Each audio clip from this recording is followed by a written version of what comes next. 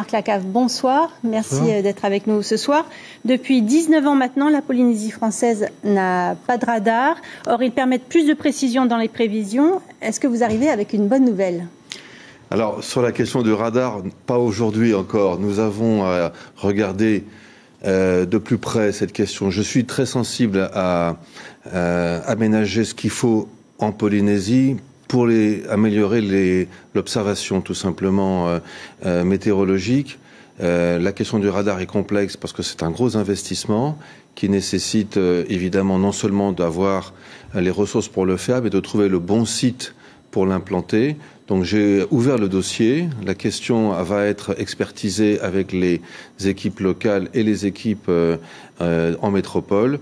Mais donc nous reparlerons de ce radar. Parce qu'on en a besoin de ce radar. L'année dernière, Météo France avait annoncé une forte saison cyclonique. Résultat, pas de cyclone. Elle n'avait pas prévu, par contre, les épisodes de fortes pluies sur la côte Est, par exemple.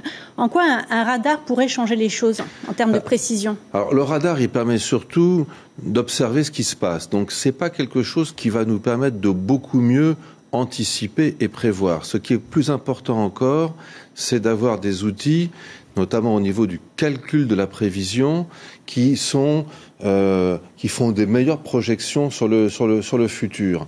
Et donc, mon objectif, c'est d'avoir sur ce territoire très vaste, qui est très éparpillé, comme vous le savez bien sûr, d'avoir effectivement une capacité de modéliser les phénomènes météorologiques le mieux possible. Et comment il faut faire concrètement ? Est-ce qu'il y a des investissements à faire ? Pourquoi c'est si long ? Alors, il y a des investissements en calcul, en calculateur, en ordinateur, en quelque sorte. Ça, c'est un outil de niveau national sur lequel nous travaillons aujourd'hui et j'ai bon espoir de pouvoir le monter en capacité de façon importante.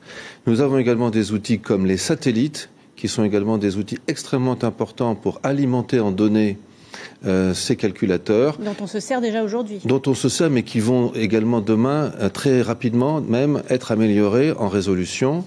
Et avec cela, on va pouvoir mieux comprendre, en fonction du relief, en fonction de l'état de l'océan également, en fonction de la couverture végétale, etc., comment se passent les phénomènes d'orage, les phénomènes convectifs, comme on dit chez nous, qui ont tant de conséquences dramatiques.